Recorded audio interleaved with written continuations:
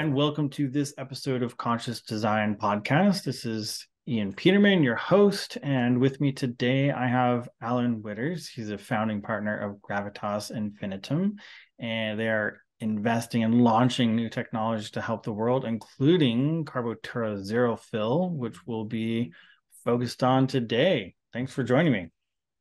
Thank you, Ian. Yeah, so for always love a good origin story. If you could give us a little background on how you got into starting Gravitas and working on such huge problems today. Oh, several years ago, probably about a decade ago, I said, there's a big change coming. This whole, all supply chains are going to have to start getting into recycling and the circular economy. And we've seen the carbon credit things building up. We've heard all this ESG stuff. 90% of it's greenwashing out there, and not very many people are actually doing something about it. And I said, well, there's technologies out there that can actually allow us to recycle 100% of the waste that the world creates and put it back into the supply chain and wean ourselves off of the linear drill a hole in the ground extraction economy and turn it into an economy where we pull the same exact materials literally out of the trash and out of the carbon dioxide we've already put into the atmosphere and reuse those in the same products we're used to. Amazing. Well, yeah, circular economy has been a big topic more and more. People are talking about it. And I would love your thought. When I was talking to someone about circular economy, and there's a lot of focus on this super local, right? Very localized circular economy, but there's also needs to be this global level of circularity. How does Carbotura fit into that circularity on either scale? Well, the first thing you have to understand is that there's a broken link right now in the global, local, whatever value chain level you want to look at. And it's the waste management industry itself has been suppressing technologies. And they got good reason for it. They have public bottom lines they have to show earnings for. And they get paid for picking up, handling, moving trash, basically by the ton and by the mile. And the more they can Hmm. do that, the more money they can make. And so if they can actually avoid processing it or keep handling it, and that's why today's current recycling is absurd at best because just allowing them to pick up more trash, haul it around to another location, say they're sorting it, and then 91% of it still has to go get picked up again and taken to the landfill on a global basis. And so we're only handling 91% is all going to landfills. 7 or 8% is getting recycled at the best. And so Hmm. this is a real problem. We need to fix that broken link, and that's what we basically decided to do is come out with something, our Carbotura Zero Fill, which is a virtual landfill that eliminates waste. Got it. And what is, for those wondering, what is you're saying a virtual, right? So Mm-hmm. how are you're able to process it? How does this process work and replace the current landfill process we have? Yeah, well, I'm going to start with the behavioral model. For 5,000 years, we've been picking up trash and putting it in a hole. Okay. And we Yes. literally have to change that behavior. Okay. And to do that, by the way, the market is huge, $1 trillion market a year. Okay. To do this, we have to understand circularity. And what's happening is the circular economy, 91% is going into landfills. And all those materials that we spent, put a lot of energy into extracting and refining and making into products, we're basically saying they're waste now. And I'm like, well, those look like pre-manufactured, pre-refined molecules to us. And we decided to take on the problem at the molecular level and not at Mm. the physical item assembly level. And that allows us a lot of things. Now, it's also forcing us to create a whole new category called circularity. And we look at this as a 90% open market because nobody's really doing it because of that broken link in the waste management chain. The waste management guys are putting everything into a landfill and they're not actually processing it to be reused again. Now, 7-8% is, and they're doing hand sorting. Is that as far as we've evolved as humans? That's really pretty bad. Okay. Yeah, it always seemed So, really inefficient to me that yeah, you're gonna pay yeah. someone to hand separate. The other thing is that you have to change the model, the business model. And that's one thing that we did is we basically said, okay, you need a waste elimination contract. That's fine. But let us process the materials. Let us turn those materials into high value items. And it's not waste of energy and it's not waste of fuels. It's actual real molecular products that can be used in really good stuff. And then let us also get all the climate credits available that are out there for renewable fuels, carbon credits, renewable energy, all those kinds of things. We'll monetize all those. And this trash, we think we need to contribute back to the community something. So we actually will rebate 100% of the recycling fees back to the original community that had the trash. So we're changing the business model is the first thing we're doing. Hmm, that's awesome. Yeah. And if people don't understand what we're doing is waste has a huge impact. 20 to 50% of a municipal budget is spent on waste management. That's tax dollars. All right. It affects corporate bottom lines at 4 to 5%. And so that's earnings. The other thing is we're facing these PFAs and PFOs. Our systems, we said, we have to take care of all waste, not just go to 92% and let the PFAs go, right? Right. We've got to solve the whole problem. And there's a really interesting issue as we just started launching this last year. We started seeing this problem where we know that our solution actually causes problems on monetizing the current failures that are in place. And Good it's problem to have. well, it's a disintermediation problem is what it is there's a lot of sunk costs into bad systems. There's a lot of process that's put in place, legislation, regulatory. It's a really interesting and when you're creating a new category like this, because we're not in the waste management industry. We're literally in the manufacturing business, and waste is our feedstock. Hmm. The big thing that sets us apart from all others out there is that we work in all 4 states of matter. We work in solids, liquids, gases, and plasma. And we can shift the molecules or the atoms between all 4 of those states with our equipment. So it gives us a lot of flexibility to separate, to isolate, and to extract various molecules. It's something we would call selective depolymerization, if you want some of the scientific terms. We also said we need to make an impact for our future generations and stuff. We're soon becoming ancestors, and I don't want my ancestral legacy and heritage to be one of trashing the planet. I want it to be one of cleaning up the planet and untrashing the planet. So we basically focused on these items as far as being able to cause impact. So how do we do it?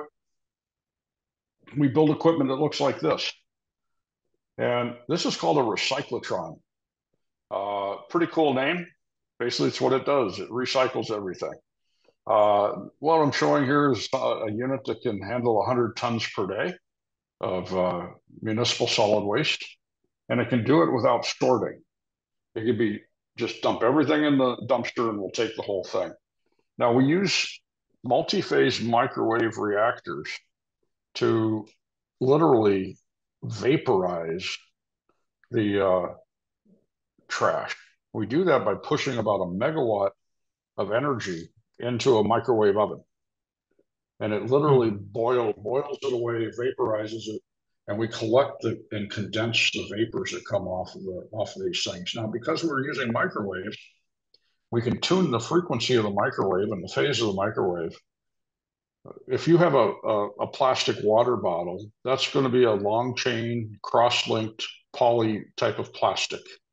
Right. We know how to break the weak molecular bonds of the cross-linking, snap it into 3 or 4 molecules, hydrocarbon molecules, vaporize them, basically boil them and turn them into a vapor, and then collect that vapor. That vapor is completely reusable at that point Mm. once we condense it and get it turned back right back into plastic bottles if you want to, or we can carbonize it and turn it into graphite if you want to make graphite. So these systems basically can pull out about 16 different discrete material streams simultaneously.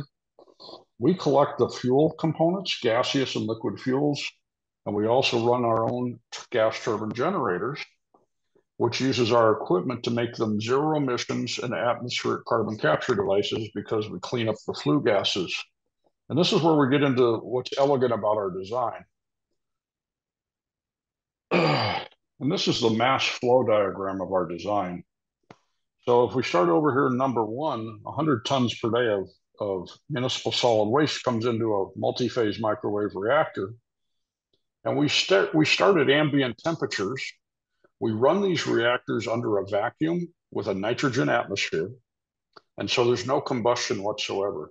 Mm. And we basically start cooking it, and we pull off vapors at various different temperatures, all the way up to about 550 degrees. We're pulling out oils and hydrocarbons, and everything has hydrocarbons in it. Textiles, food has hydrocarbons in it. Everything's got basically hydrocarbons in it. And we pick it off selectively, and some of it turns into renewable fuels. Some of it turns, we're also getting silica from glass. We're getting metals out of the garbage. We're getting a lot of water, Mm. and we get a lot of char. Okay. The fuels we use in the gas turbine generator, it generates all the electricity. So we're 100% self-powered.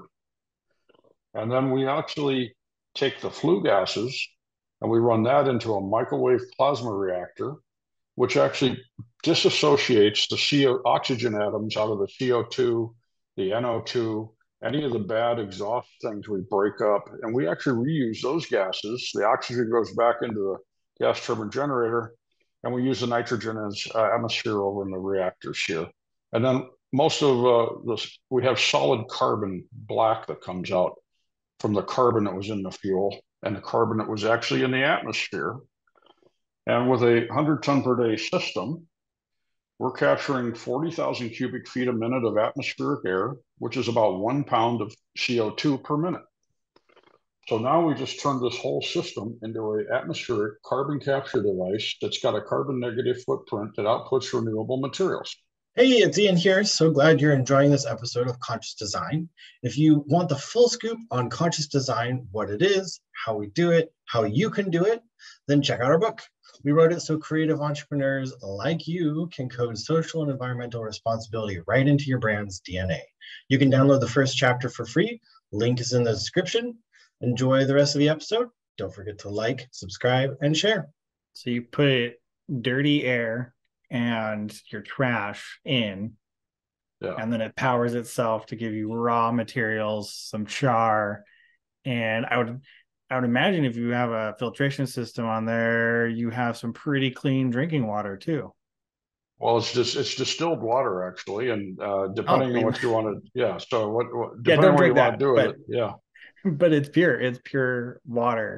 Yeah, yeah.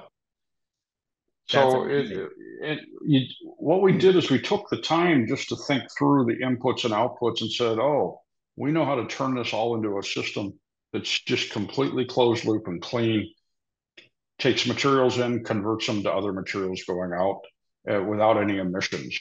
And so it's really interesting discussions with the EPAs of the world. And when we say we don't have an exhaust stack, well, then they say, well, we don't know how to do anything with you. You don't have any emissions. And it's pretty fun to work with them. So yeah, that's awesome. What we do is a selective debonding thing.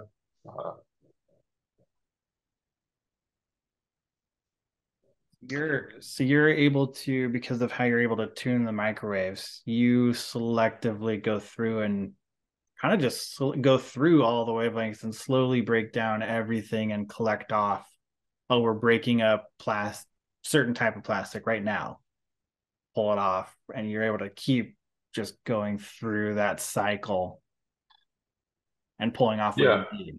yeah. That's basically what we do. But that is the advanced form of what we do. If we were going after a select type of plastic product, now Okay. we typically simplify it, and we basically are going for graphite and fuels and some specialized polymers sometimes.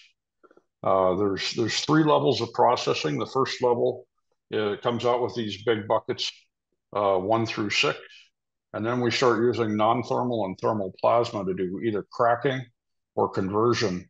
And to give you an idea, the way we look at it economically is the reason we can give a rebate to our customers to make this zero cost is that we're going to be putting out high value products on the backside.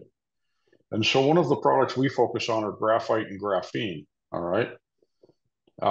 Fuel is worth about 50 cents a pound. Graphite's worth about $4 a pound. And so that's how we pay for ourselves. Okay. Now I can turn 87% of fuel into graphite because it's got a high carbon content. Hmm. And so we only make enough fuel to power ourselves.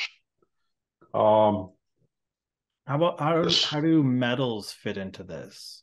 They just come out as metals that we sort and then we run into normal metal recyclers. Got it. Okay. So that's probably one of the easier ones then. Oh yeah, metal's easy. Yeah. I mean, if we wanted to fully vertically integrate, we'd put our own, refractories in and do metal refining, but we're not going to do that. So this gives you sort of the idea that there's 23% char in MSW. There is 87% carbon in the oils and in the gases. And so we just pull out enough oil and gas to fuel ourselves. And then whatever excess, we typically will go after the carbon for a product, carbon product. This is a really interesting chart. A lot of people have never seen one of these, but this compares municipal solid waste against coal, petroleum products, and natural gas. And this shows the hydrogen carbon ratios and the oxygen carbon ratios. And that's basically, we're just working with hydrogen, oxygen, and carbon. And 80% of the molecules are those combinations. Right. These are the companies that have validated this equipment.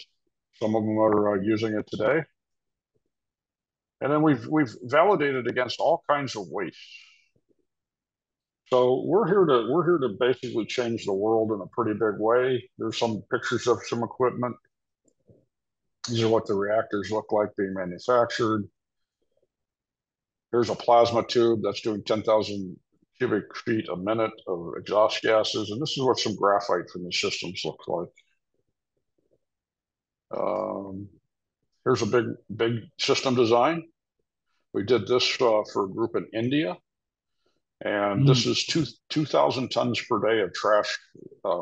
When this gets installed over there, it'll be handling 2,000 tons a day of trash. Now, this fits on 3 acres, so it doesn't take a lot of space. That's a lot of 2,000 tons is a lot. Oh yeah, it's a lot of garbage. So, give you an idea, we are really, really, really green because we generate all these different types of climate credits, green credits. And we actually won an award about 1.5 years ago when we first said what we're going to be launching. And we support all these UN SDGs. And so we're attempting to be the greenest company on the planet, as far as I'm concerned.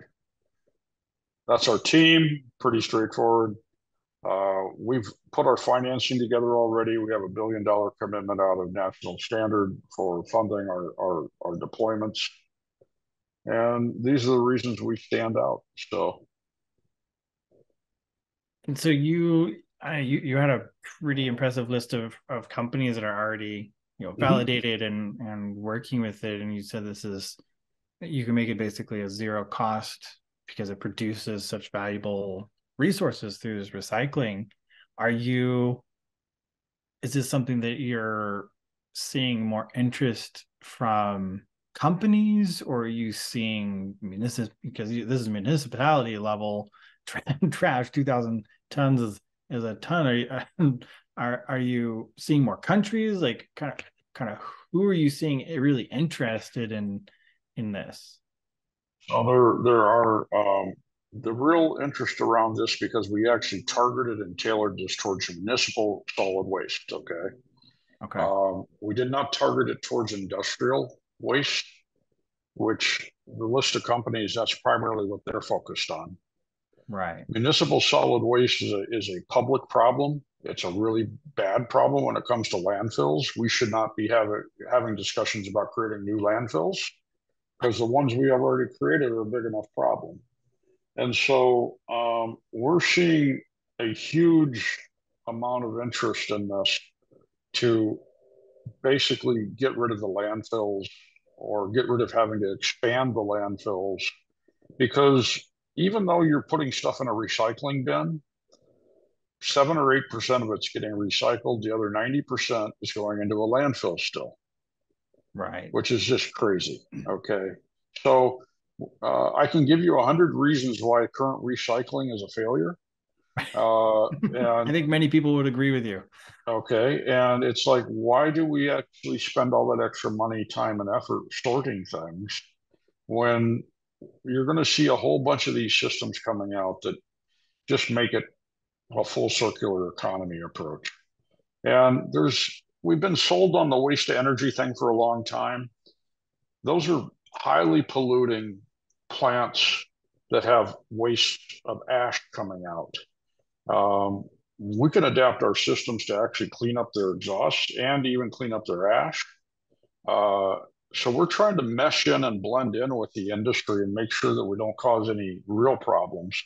But we're getting to the end of life of a lot of the incinerator fleets, and they're having to make tough decisions. I mean, Miami-Dade County just had the Doral fire, lost 5,000 tons per day of capacity on a waste to energy plant that burned down. Okay. And is this because you have power generation in this, obviously, to run itself? Right. Is this something that you could turn into and replace some of those aging trash to power systems as well, and just be a clean solution to that?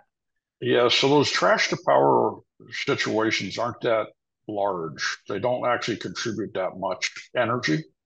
So the 5,000 tons per day was only contributing about 7 megawatts of energy. All right. Oh, wow. All right. That's not very much at all. Not very much at all. And I mean, most of these guys on that size of a plant are happy to have $7 million roughly made of an energy sales, but they spent $1 billion on the plant. And so it's highly subsidized industry. Okay. And the rates that we're seeing now are for resource recovery through waste to energy are $90 to $150 a ton. And so we come in way below that also. And then we rebate 100% of the fee, which means it's zero cost. Now, in certain areas, we like to be the best corporate citizen. We will offer power support, energy support. We'll offer local utility, black start support, voltage support.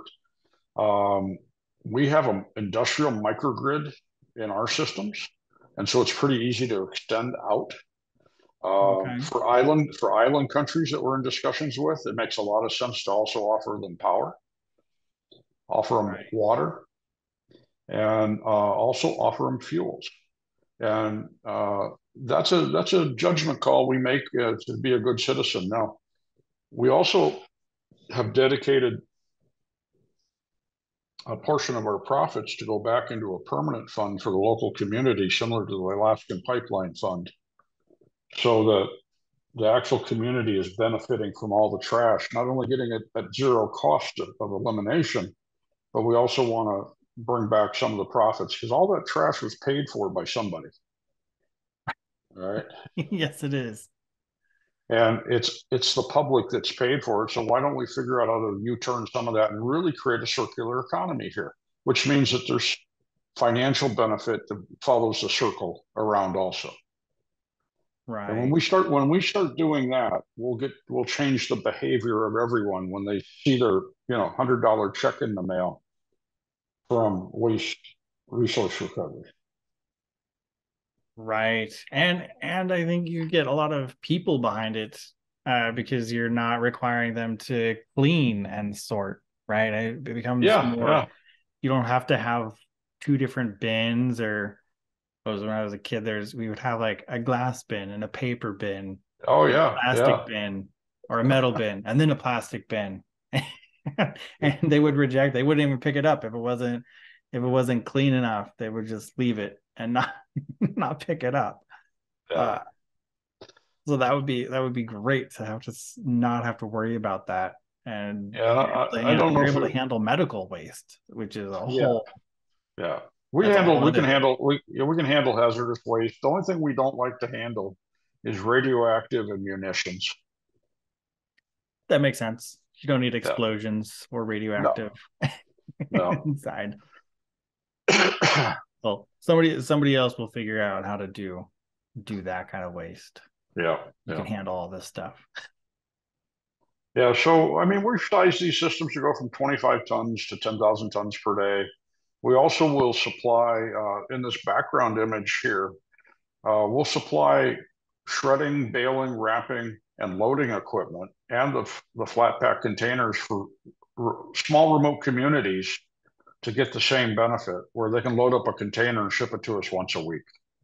That's 40 tons Mm, of garbage. All right. And we'll process it for them and they'll get the credit for it. They'll get the rebates for it. The small community will also. It just doesn't have to be for big communities. right. So you could set up a more, in more rural areas, set up Mm-hmm. one where the system's actually at, but then be able to feed it from Yep. the towns that are nearby. Yep. And we gotta plan it to untrash, and that's what we're focused on. Amazing. Well, it sounds like something too. You would be able to handle, like ocean trash and things that they're super salty. They've been contaminated for a while as well, and not just obviously stopping the trash from going to landfill is great. But we also have Yeah. this large supply of trash that's out there in nature too. Yeah, so we actually are working on responses to RFIs and RFPs for the giant sargassum seaweed blob that's headed towards America right now. Okay, that's a good problem to fix. Yeah, yeah. And it's 9 million tons is what they're estimating is going to hit Florida beaches. 9 million tons. That is a lot. And when do Yeah, they in the next year? it's starting to hit now. That is a lot. That is a Yeah, lot to deal with. yeah. Amazing. Well, what's your, I guess, long term? You're really just looking to get in with municipalities and are other. You mentioned island nations, so you're definitely. I'm assuming already talking to other countries. That India's you're putting in a pretty big system, 2,000 tons a day. Kind of Yeah, we have are you on a every continent yet? we're not on every continent yet. We just introduced this late last year, and so right now we're organizing basically MOUs and LOIs with various municipalities or people that want our services. We're starting to do deployment planning, and we're one of the things we're working on is a global circularity center to be based here in Naples, Florida that is actually ran by the nonprofit, the Hot Planet Repair Team that we sponsor. And that whole center will be showing off a lot of this technology, teaching people how to use it and what to do with the materials and things like that. And Mm. we're also going to be building our manufacturing facilities adjacent to that. And so for the next 2 years, we're doing a lot of infrastructure building to support our rollouts. We have in our current pipeline, we have around 80 or 90,000 tons per day of capacity, which takes up our manufacturing that we have set up for about the next 3 years is pretty well booked. That's a lot of capacity already. Yeah. And And that's just across about 20 customers. Oh, okay. So it's only that's pretty good then. All right. When do you, where you have all your kind of in this planning phase, when do you think first full scale units will be fully operational? Do you have a target in mind, or is It's about when we get an order, it's going to take us around nine months to deliver the first units. okay? Because these are we're not building a plant or a large facility. This is equipment that we've nameplated that comes in on a container, okay, that basically can be installed within a day or two once it lands, and it's up and running. So it looks like a big machine tool. And so Right. we've bypassed all that 3 to 5 years of project development, like a big power plant or some of the incinerator plants that take 5 to 7 years to build. We can actually start deploying first capacity in 9 months and then keep adding capacity. And our capacity increments 25 tons a day. And so we can add 25 tons every day if we have the equipment lined up to come in. Got it. And I would imagine there's less legal loopholes or jumps that you have hoops you have to go through, because you're not a permanent fixed structure, so you don't have to Right. do all the zoning and all of that kind of work as well. You really just need a flat space to pop We're up. considered, yeah, we're considered a manufacturing uh, type of company. Right, because you're producing raw feed. You Yeah, just happen yeah, to be producing the feed rather than a final product. yeah. There are some permits we have to have on the front end feed side for waste handling, like hazardous waste handling and things like that. But Right. soon as it enters our facility and goes over into the machines, all that disappears. We're a manufacturing facility at that point. Got it. So you have like this little tiny area where you're receiving, basically. That's the hazardous waste area, and then that's all you got Yep, to worry about. It immediately yep, turns into yep. not hazardous. Yeah. Amazing. Amazing. Well, I appreciate your time and talking through this. This technology is impressive. I'm glad you decided Well, to thank you. go and solve and put this all together in a unit that all works together. Yeah. So keep your eye on us. We'll invite you to our global circularity center when that gets up and running later in the year. And Awesome. yeah, that's being supported by multiple corporations, individuals, philanthropists, local governments, and some universities. And our mission with that is to teach people how to do circularity. Right. It's important. It's an important thing, and you have the technology to make it actually possible, which Yeah, is yeah. which is good. So, for everyone that wants to get a hold of you guys, where would be the best place to find you? You just go onto our website, www.carbotura.com, and go ahead and click through or email us. Perfect. And I'll make sure there's links in there for everyone listening. You can check it out. Those links will be available in the description. And Allen, thanks so much for your time. Really appreciate you sharing this and talking through it. Thank you.